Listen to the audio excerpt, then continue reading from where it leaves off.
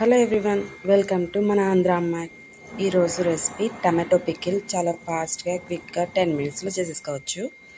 First మనం బాగా పండిన టమాటోస్ తీసుకోవాలి. అవి నేను చూపించిన విధంగా కట్ చేసేసుకోండి. ఇవి నేను తీసుకున్నది కేజీ టమాటాలు శుభ్రంగా కడుక్కొని ఈ విధంగా కట్ చేసి పెట్టుకోవాలి పక్కన. తర్వాత బాండి పెట్టుకొని సిమ్లో పెట్టేసుకోవాలి. స్టవ్ అనేది సిమ్లో పెట్టుకొని బాండి పెట్టుకొని దీంట్లో మనం ఇందాక కట్ చేసుకున్నాం కదా, ఆ టమాటాలన్నీ వేసేసుకొని దీంట్లోనే పెద్ద నిమ్మకాయ సైజ్ అంతా చింతపండు వేసేసుకోవాలి. వేసుకొని కొద్దిగా ఉప్పు కూడా వేసుకోవాలి. ఉప్పు కేజీకి పావు సరిపోతుంది. పావు సాల్ట్ చూపిస్తాను మీకు, అంటే ఎంత సాల్ట్ వేసానో అదిగోండి, చూసారా? ఆ చిన్ని బౌల్కి అంత సాల్ట్. బుజ్జి కప్ అన్నమాట, చాలా చిన్న కప్ అది. ఆ కప్పు సాల్ట్ సరిపోతుంది. మామూలు కప్పు ఉంటుంది కదా, కప్పు కంటే ఇంకా చిన్న కప్పు ఉంటుంది, లేదా ఆ కప్పులోనే పావు కప్పు సాల్ట్ వేసేస్తే వాటర్ అంతా బయటకు వచ్చేసి టమాటాలు త్వరగా మగ్గుతాయి. చూడండి, వాటర్ అంతా బయటకు వచ్చేసింది కదా. ఇంకా పూర్తిగా మగ్గనివ్వాలి, వాటర్ అంతా వెళ్ళిపోవాలన్నమాట. మొత్తం మంచిగా దగ్గరగా అవ్వాలి. ఖచ్చితంగా నా ఛానల్ని అయితే సబ్స్క్రైబ్ చేయండి. మీ సపోర్ట్ ఉంటే ఇంకా మరిన్ని వెరైటీస్ చేసి నా ఛానల్లో అప్లోడ్ చేస్తూ ఉంటాను. మీరు సబ్స్క్రైబ్ చేస్తే నాకు మోటివేటివ్గా ఉంటుంది.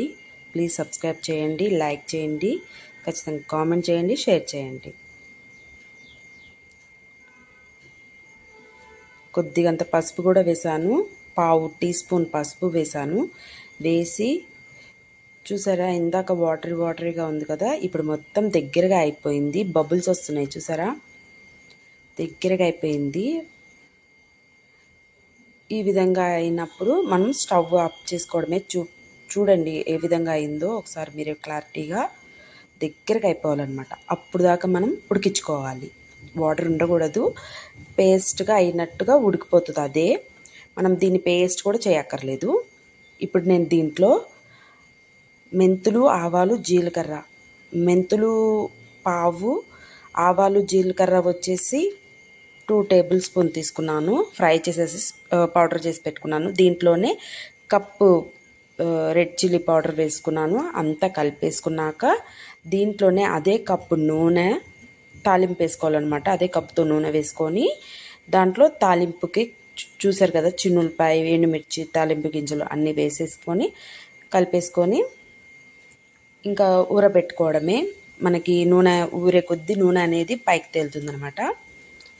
ఇంకా అప్పుడే పట్టిన ఆవకాయలో నేను వేడివేడి అన్నం వేసి కలిపేసాను. కొద్దిగంత నెయ్యి వేసేసి.